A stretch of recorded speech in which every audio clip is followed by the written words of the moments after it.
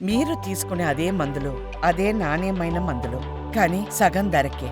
అవును, మెడ్ plus brands పై 50-80% తగ్గింపు.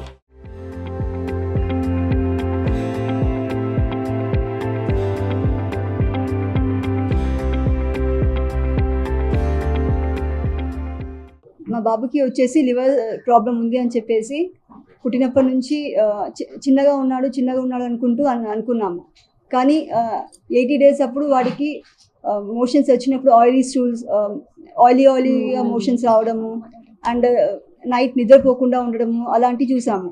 కానీ 80 days అప్పుడు అన్నారు కదా సర్జరీ, ఒక బ్లడ్ టెస్ట్ చేయాలి, స్కాన్ చేయాలి అని చెప్పేసి అన్నారు. అది చేసిన తర్వాత EHBA అని చెప్పేసి అన్నారు, ఎక్స్ట్రా హెపాటిక్ బిలియరీ అట్రేషన్, లివర్కి బయట ప్రాబ్లం ఉంది అని చెప్పేసి అన్నారు. సో 80 days అప్పుడు సర్జరీ చేసాం బాబుకి. 80 days అప్పుడు సర్జరీ చేశాక అన్నారు కదా కసాయి ప్రొసీజర్ చేయాలి. అది చేసిన తర్వాత 2 yearsకి బాబుకి మళ్ళీ లివర్ ట్రాన్స్ప్లాంటేషన్ చేయాలి. ఆ తర్వాత ఎలా ఉంటుందో కూడా చెప్పలేము బాబుకి అని చెప్పేసి అన్నారు. ఆ తర్వాత ఒక సర్జరీ చేసినా ఒకటే, చేయకపోయినా ఒకటి, లివర్ ట్రాన్స్ప్లాంటేషన్ బాబుకి హోప్స్ ఎక్కువగా లేవు అని చెప్పేసి అన్నారు. సో ఆ తర్వాత వేరే హాస్పిటల్స్కి వెళ్ళాం. 1 year అయింది బాబు, ఓకే. ఆ తర్వాత ఇలాగే నైట్ నిద్రపోకుండా ఉండడము, ఒళ్ళంతా దురదగా ఉండడము, స్కిన్ చాలా ఎల్లోగా ఉండడము, ఏడిచినా కూడా కళ్ళకి వెళ్ళి ఎల్లోయిష్ వాటర్ రావడము. అసలు స్కూల్కి పంపించాలన్నా కూడా ఎవరో ఒకరు స్కూల్లో కూడా తీసుకోలేదు. సో ఇది ఏదైనా హెపటైటిస్ది కావచ్చు, వేరే వాళ్ళకి స్ప్రెడ్ అవుతుంది కావచ్చు అని చెప్పేసి కూడా స్కూల్లో కూడా కొంతమంది తీసుకోలేదు. సో ఆ తర్వాత వేరే స్కూల్స్ వాళ్ళు సపోర్ట్ చేశారు అండ్ వేరే చోట్ల అన్నీ తిరిగాము. అంటే వేరే హాస్పిటల్స్ కానీ, చెట్ల వైద్యంలోకి వెళ్ళి ఇస్తున్నారు అంటే ప్రతి చోట తిరిగాము. కానీ ఎక్కడ మాకు రిజల్ట్ లేకుండే. బాబుకి వచ్చేసి చాలా ఇబ్బంది అయిపోయేది. అందరి బాబులాగా మా బాబుకి హైట్ రావట్లేదు. సరే అలా అని చెప్పేసి అన్ని చోట్ల తిరుగుతుంటే నారాయణ హృదయాలయంలో బాబుకి వచ్చేసి ఇది జెనెటిక్గా వచ్చిన ప్రాబ్లం అని చెప్పేసి అన్నారు. సో మదర్స్ నుంచి కానీ ఫాదర్ నుంచి కానీ ఉంటుందని చెప్పేసి అంటే మళ్ళీ ఇక్కడికి వచ్చాక బాబుకి మాకు అందరికీ టెస్ట్ చేశారు. ఎక్కడ ఏ ప్రాబ్లం చెప్పలేదు. ఆ తర్వాత అక్కడ సర్జరీ చేయాలి, ఎటు చేసినా మీకు అరౌండ్ 30 lakhs అవుతుంది, తర్వాత ఎలా ఉంటుందో కూడా చెప్పలేము, జాగ్రత్తగా చూసుకోవాలి అని చెప్పేసి అన్నారు. మా బావగారు ఇక్కడ కేర్ హాస్పిటల్ చేస్తారు, కేర్ నాంపల్లిలో. సో వాళ్ళ నుంచి మా బాబుకి ఒకసారి ఎండోక్రైనాలజిస్ట్ దగ్గరికి తీసుకెళ్దాము, లివర్ ప్రాబ్లం ఉంటే ఏంటి, హైట్ అయినా రావచ్చు కదా, ఉన్న రోజైనా బాబు హ్యాపీగా ఉంటాడు కదా అన్నట్టుగా సర్జరీ చేయించకుండా వదిలేసాము. సో మీన్ వైల్గా అక్కడ నుంచి చూస్తూ ఉంటే ఆ కేర్ నాంపల్లి నుంచి బాబుకి ఇక్కడ పంపించడము, ఇక్కడ టీంలో అందరూ ఇది surgical case, doctor Naeem sir చేస్తే బాగుంటుందని చెప్పేసి అన్న 2021లో. సో ఒకసారి సార్కి కన్సల్ట్ అయ్యాము అప్పుడు. సో ఇది మేబీ అందరూ డాక్టర్స్ లాగా కావచ్చు అనుకుని నేను అనుకుని సార్ దగ్గరికి రావడానికి కొంచెం టైం తీసుకున్నాను. అండ్ మిగతా అంతా సార్ గురించి అన్ని సర్చ్ చేసిన తర్వాత నాకు ఆల్మోస్ట్ సార్ గురించి తెలియడానికి నాకు ఆల్మోస్ట్ 1 year పట్టింది. అంటే సార్ది రివ్యూస్ ఒకటి, సార్ది ఫీడ్బ్యాక్స్ ఒకటి, సార్ రివ్యూస్, సార్ ఫీడ్బ్యాక్స్ ఇవన్నీ చూసి ఓకే నేను సాటిస్ఫై అయ్యాక నేను మళ్ళీ సార్ దగ్గరికి 2021లో వచ్చిందా అని మళ్ళీ 2023లో వచ్చాను సర్జరీకి. అండ్ ప్రతి ఒక్కటి యాక్చువల్లీ వేరే దగ్గర ఓన్లీ లివర్ ట్రాన్స్ప్లాంటేషన్ చేసి చాలు అన్నారు. కానీ ఇక్కడికి వచ్చాక లివర్ ట్రాన్స్ప్లాంటేషన్ ఒకటే కాదు, హార్ట్ ప్రాబ్లం కూడా ఉంది బాబుకి, హార్ట్ది కూడా చేయాలి అని చెప్పేసి అన్నారు. జస్ట్ ఒక 1 dayలో అయ్యే సర్జరీ మా బాబుకి 2 days పట్టింది సర్జరీకి, హార్ట్ది. ఆ తర్వాత సర్జరీ అయిపోయాక ఒక 20 days టైంలోనే లివర్ వర్సన్ అవుతుంది, సర్జరీ తొందరగా మూవ్ అవ్వాలి అని చెప్పేసి అన్నారు. అండ్ హైదర్ గారు చాలా హెల్ప్ చేశారు ప్రతి ఒక్క మూమెంట్లో. అది లీగల్ ఇష్యూస్ అటువంటి అన్నీ డీల్ చేశారు. ఆ తర్వాత ఏవేవి ఇంపార్టెంట్ ఇన్వెస్టిగేషన్స్ అవి చేశారు, కానీ సార్ ఎక్స్ట్రాగా అన్నీ అలాంటివి ఏం చేయలేదు. ఇన్వెస్టిగేషన్స్ వైజ్గా అన్నీ ఓకే అయ్యాక సర్జరీకి మూవ్ అయ్యాము. దానికన్నా ముందు ఎప్పుడు మాకు బయలుదే వచ్చేసి ఎప్పుడు 8 అలా ఉండేది. కానీ లాస్ట్ ఈ 2013లో వచ్చాక మా బాబు లెవెల్స్ వచ్చేసి 14కి వెళ్ళింది. అసలు నైట్ పడుకునేవాడు, నిద్రలో కూడా ఇలా స్వింగ్ అవుతూ ఉండేవాడు. అండ్ స్కిన్ కూడా అసలు చాలా ఎల్లోగా అయిపోయేది, గోళ్ళు అయితే చాలా గట్టిగా ఉండేటివి. ఇప్పుడు అవన్నీ చేంజెస్ అన్నీ నార్మల్గా, ఇప్పుడు ప్రతి ఒక్కరిలాగా నార్మల్గా ఉన్నారు. కంపేర్ అప్పటి నుంచి సర్జరీకి తర్వాత కొంచెం హైట్ కూడా వచ్చారు. స్కిన్ కూడా ముందు ఒక క్రొకడైల్కి స్కిన్ ఎలా ఉంటుంది చాలా రఫ్గా అలా ఉండేది. ఇప్పుడు అవన్నీ తగ్గిపోయాయి, అంతే నార్మల్గా ఉన్నారు. I'm Dr. Mohammad Naeem. I'm head of the liver transplant surgeon at Care Group of Hospitals. So this kid had a rare genetic disease called Alagille syndrome.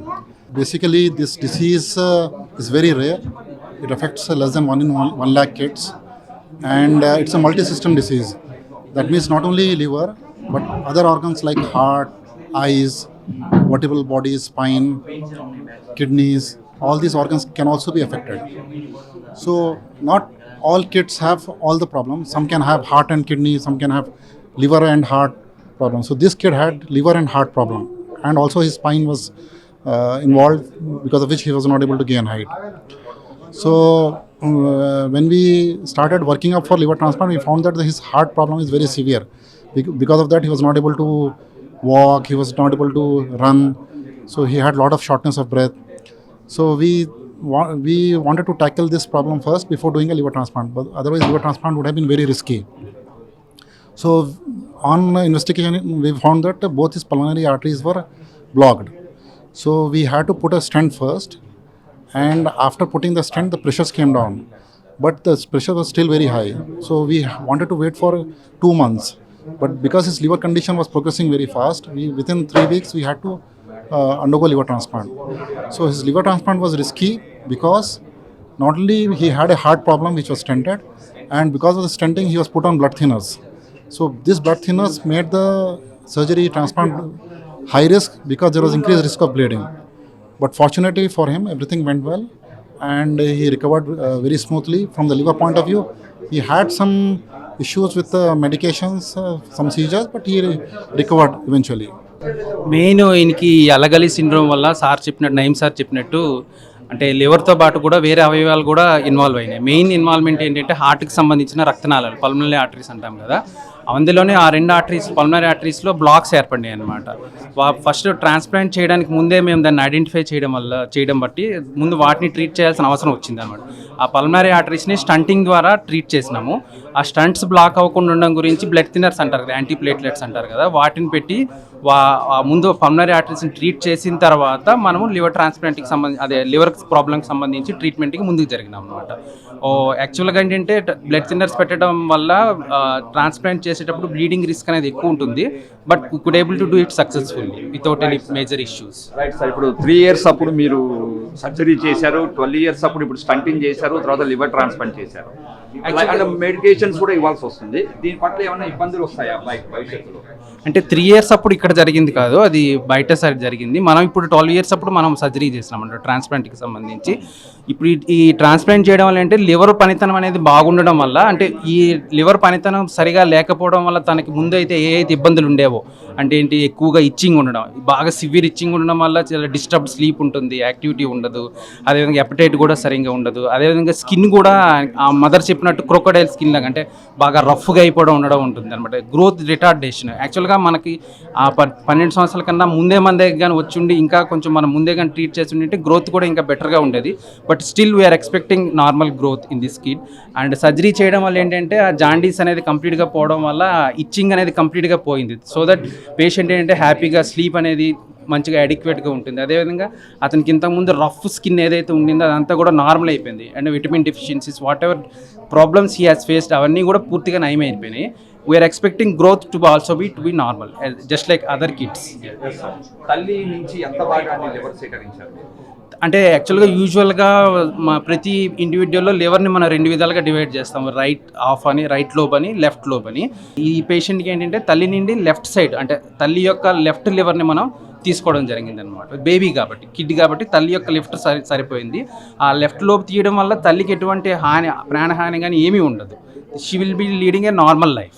Right sir, ఇతను లైఫ్ లాంగ్ మరి ఏమైనా medications వాడాల్సి ఉంటుందా, లేకపోతే ఏమైనా జాగ్రత్తలు తీసుకోవాల్సి ఉంటుందా అని తెలియచేయండి. అంటే just like any other transplant, అంటే కిడ్నీ ట్రాన్స్ప్లాంట్ లేదంటే ఎనీ ట్రాన్స్ప్లాంట్ లాగే ఈ లివర్ ట్రాన్స్ప్లాంట్లో కూడా ఇమ్యూనోసప్రెసెంట్స్ అంటాం కదా, ఆ ఇమ్యూనోసప్రెసెంట్ మెడికేషన్స్ తీసుకోవాల్సి ఉంటుంది.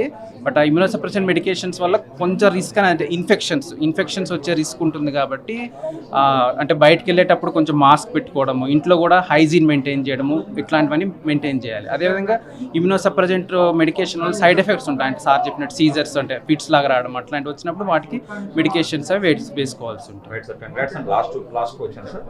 So what about the cost wise, sir, and what about your support to them, sir? Yeah. See, this was a very high risk surgery. It involved not only liver transplantation but also heart stenting.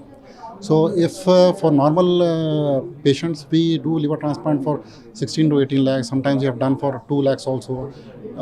We have done some social support also, and well, it depends on how high risk the liver transplant is, because even though this was a high risk, we said that we will not charge you more than 20 lakhs, and they had to spend some money for heart stenting and post transplant care, everything included. So usually we do liver transplant for 20 lakhs, which is much cheaper than what other centers do.